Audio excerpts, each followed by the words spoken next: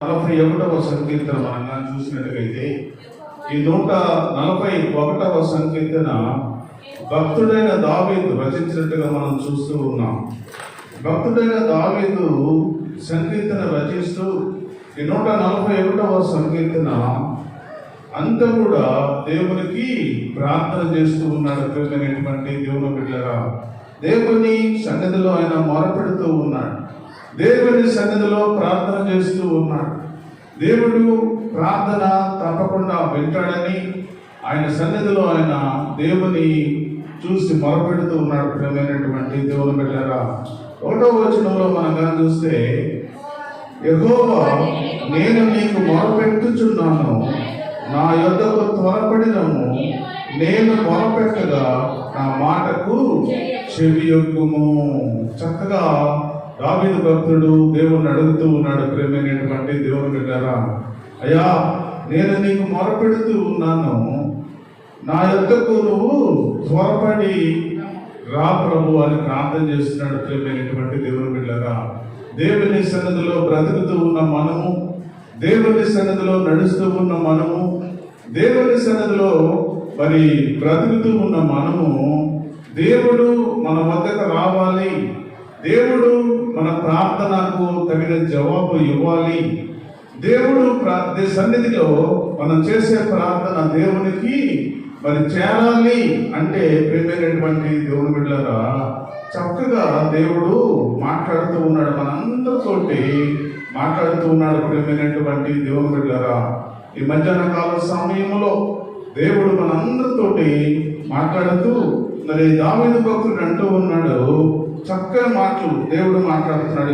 మధ్యాహ్న కాలం నేను మొరపెట్టగా నా మాటలకు చెవియొగ్గు ప్రభు అని ప్రార్థన చేస్తూ ఉన్నాడు. ప్రియమైనటువంటి దేవుని బిడ్డలారా, మన ప్రార్థనకు తగిన జవాబు మనం పొందుకోవాలి అంటే మన బ్రతుకు ఏ విధంగా ఉండాలో, మన ఆలోచన ఏ విధంగా ఉండాలో అపోస్తలుల కార్యం 10వ అధ్యాయంలో మనం చూసినట్టుగైతే మన ప్రార్థన ఎక్కడికి వెళ్తుంది, ఎక్కడికి చేరుతుంది అని మనం ఆలోచించుకోగలిగితే, అపోస్తలుల కార్యం 10వ అధ్యాయము 1వ వచనంలో చూసినట్టుగైతే, ఇటలీ పటాల శతాధిపతి అయిన కొర్నేలు అని భక్తి పరుడు కైసరులో ఉండేది.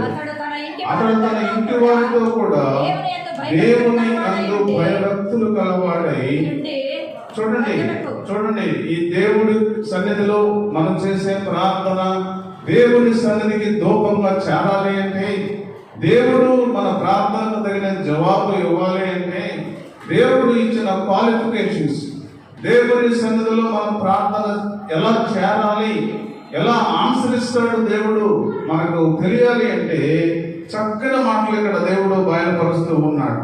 ఆయన ఒక గొప్ప ఒక పటాలానికి గొప్ప అధికారి ఉన్నాడు. ప్రియమైనటువంటి దేవుని బిడ్డలారా, ఆ అధికారి అంత అధికారి అయినా కూడా ఆయన ప్రతిదినము కూడా దేవుని సన్నిధిలో ప్రార్థన చేస్తూనే ఉన్నాడు. ప్రియమైనటువంటి దేవుని బిడ్డలారా, ప్రార్థన చేస్తూ ఉంటే అతడు తన ఇంటి వారందరితో కూడా దేవుని యందు భయభక్తులు కలవాడై ఉండి, ఫస్ట్ క్వాలిఫికేషన్ అదే, తన ఇంటి వారందరితో కూడా దేవుని సన్నిధిలో మనం పురుషులు వస్తే స్త్రీలు రావడం, స్త్రీలు వస్తే పురుషులు రావడం, పురుషులు స్త్రీలు వస్తే పిల్లలు రావడం లేదు. ప్రేమైనటువంటి దేవుని బిడ్డలారా, దేవుని సన్నిధిలో మనం ఆశీర్వదించబడాలి అంటే, దేవుని సన్నిధిలో మన బ్రతుకులో దేవుడు మంచి అవకాశం ఇవ్వాలి అంటే, ప్రేమైనటువంటి దేవుని బిడ్డలారా, ఆయన గొప్ప అధికారి.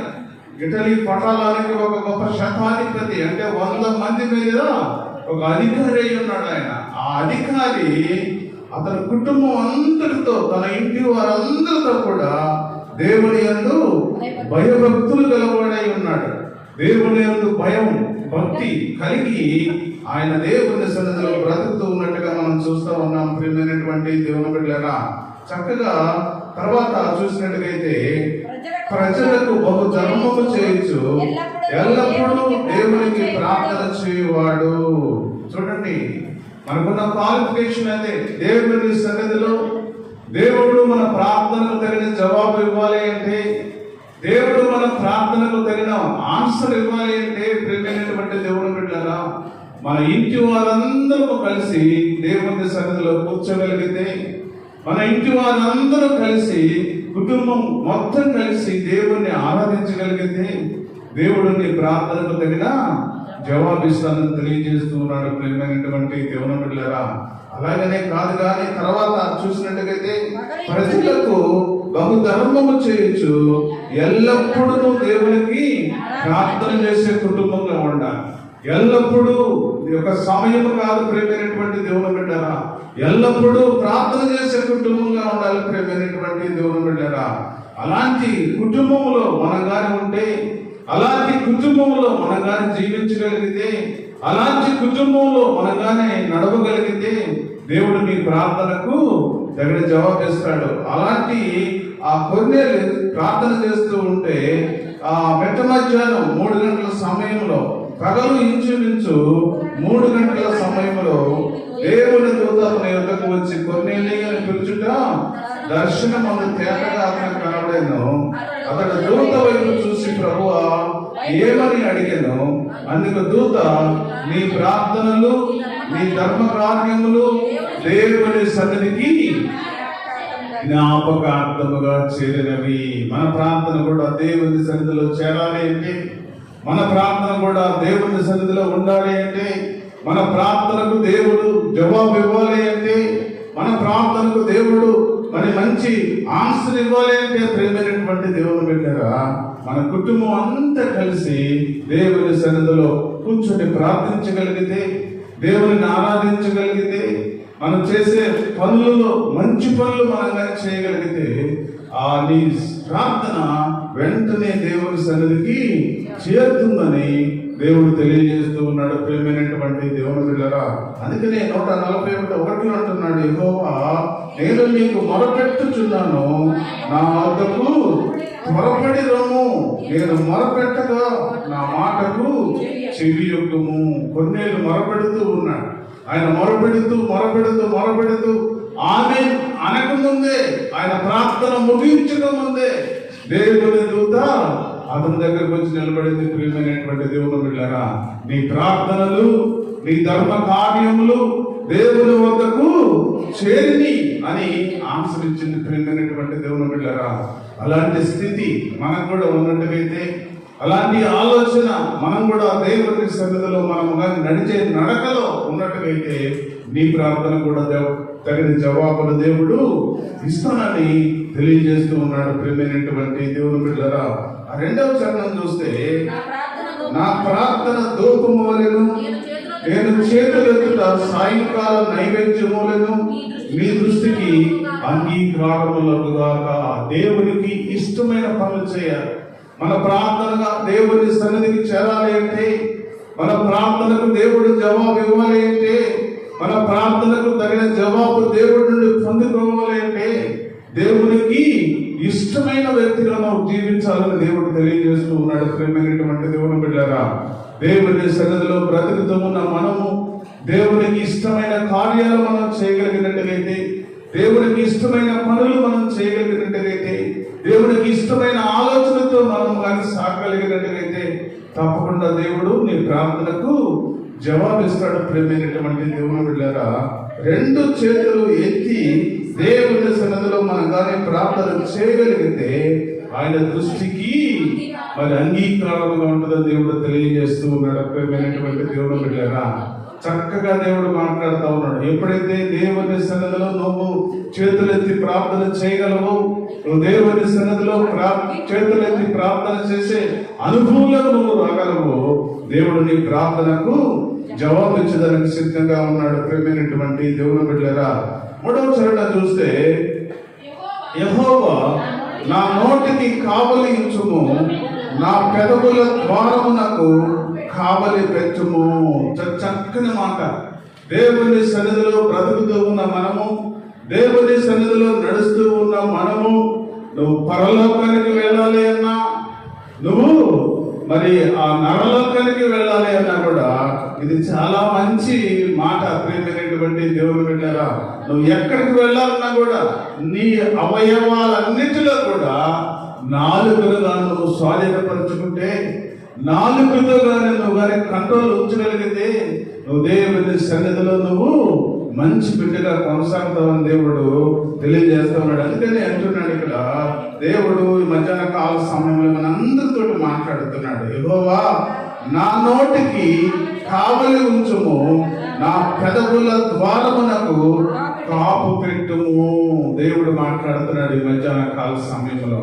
మనము నోటిని కానీ కాచుకోగలిగితే, మనం నోటితో కానీ జాగ్రత్తగా ఉండగలిగితే, ప్రియమైనటువంటి దేవుని బిడ్డలారా, ఈ మధ్యాహ్న కాల సమయంలో దేవుడు మనందరితోటి మాట్లాడుతూ ఉన్నాడు. చూడండి 18 సామెతలు రాసిన గ్రంథం 18వ అధ్యాయంలో మనం కానీ చూసినట్టుగైతే 21వ వచనం మనం కానీ చూస్తే 18:21 సామెతలు రాసిన గ్రంథము, జీవ మరణములు నాలుగో వశము, దాని యందు ప్రీతి గలవాడు దాని ఫలము తిందురు. చూడండి దేవుడు మాట్లాడుతున్నాడు ఈ మధ్యాహ్న కాల సమయంలో.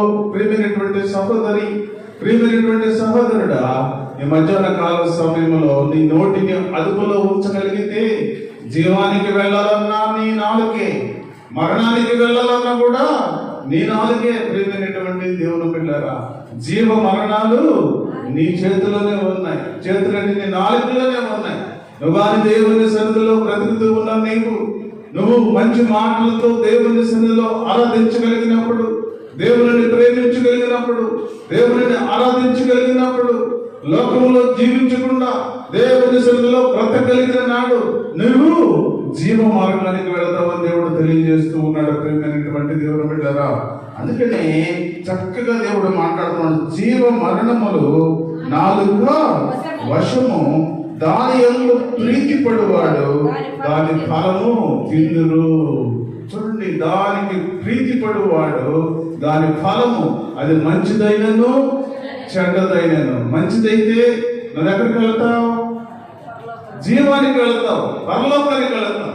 నువ్వు నాలుకను కాపాడుకుంటే నువ్వు పరలోక మార్గానికి నువ్వు దారి చూపిస్తుంది. ఆ నాలుక ప్రియమైనటువంటి దేవుని బిడ్డగా, అవే నువ్వు చెడు మాటలు మాట్లాడుతూ, చెడు ఆలోచనలతో నువ్వు బ్రతుకుతూ, లోకంలో జీవిస్తూ, లోక ఆశలతో నువ్వు బ్రతుకుతూ ఉంటే అది మరణ మార్గానికి తీసుకెళ్తుంది. ప్రియమైనటువంటి పాతాళ మార్గానికి తీసుకెళ్తుంది దేవుడు తెలియజేస్తూ ఉన్నాడు. ప్రియమైనటువంటి దేవుని బిడ్డలు, అందుకని చక్కగా దేవుడు ఈ మధ్యాహ్న కాల సమయంలో కీర్తన గ్రంథంతో మనందరితో మాట్లాడుతూ అన్నాడు, నా నోటికి కావలి ఉంచు ప్రభువా. దావీదు ప్రార్థన చేస్తున్నాడు, అయ్యా నేను ఎప్పుడు కూడా ప్రభువా నేను నా నోటితోటి తప్పు చేయకూడదు, నా నోటితోటి తప్పుగా మాట్లాడకూడదు, నా నోటిని ప్రభా అదుపులో ఉంచుకునే శక్తిని ప్రభా నాకు దయచేయమని ప్రార్థన చేస్తూ ఉన్నాడు. ప్రియమైనటువంటి దేవుని బిడ్డలారా, మనం కానీ నోటిని అదుపులో ఉంచుకోగలిగితే దేవుడి మార్గంలో నువ్వు ఒక మంచి బిడ్డగా నువ్వు కొనసాగుతావని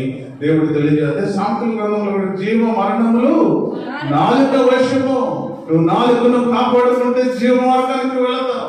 నువ్వు నాలుకను కాపాడలేకపోతే నువ్వు మరణ మార్గానికి, మరి ఆ పాతాళానికి వెళ్ళిపోతామని దేవుడు తెలియజేస్తూ ఉన్నాడు. ప్రియమైనటువంటి దేవుని బిడ్డలారా, ఈ మధ్యాహ్న కాల సమయంలో దేవుడు మనందరితో మాట్లాడుతూ, దేవుడు మరి ఆ భక్తుడైన దావీదు ప్రార్థన చేస్తూ ఉన్నాడు, అయ్యా నా నోటికి కావలి ఉంచు ప్రభువా, నా పెదవుల ద్వారమునకు కాపులా పెట్టు ప్రభువా. నేను ఎప్పుడు కూడా ప్రభువా నీ మాటలే మాట్లాడాలి, ఎప్పుడు కూడా ప్రభువా నీ వాక్యమే ఉచ్చరించాలి. అయ్యా నేను ఎప్పుడు ప్రభువా నీ ప్రార్థనే నేను చేయాలి ప్రభువా.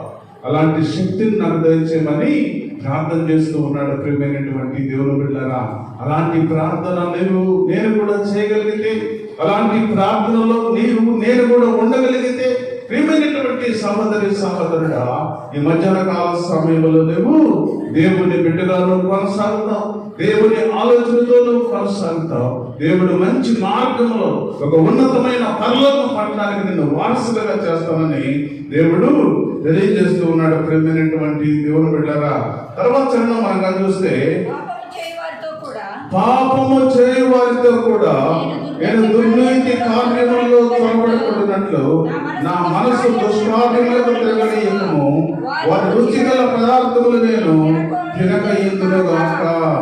నీతిమంతులు నన్ను కొట్టుట నాకు ఉపకారము, వారు నన్ను గద్దించుట నాకు తైలాభిషేకము. నేను అట్టి అభిషేకము త్రోసివేయకును గాక. వారి దుష్ట క్రియలు చూసి నేను తప్పక ప్రార్థించుచున్నాను. చక్కగా దేవుడు మాట్లాడుతా ఉన్నాడు. ఈ మధ్యాహ్న కాల సమయంలో దేవుడు మనందరితో మాట్లాడుతున్నాడు. ప్రేమైనటువంటి దేవుని బిడ్డలారా, చక్కని మాటలు దేవుడు మాట్లాడుతూ ఉంటున్నాడు.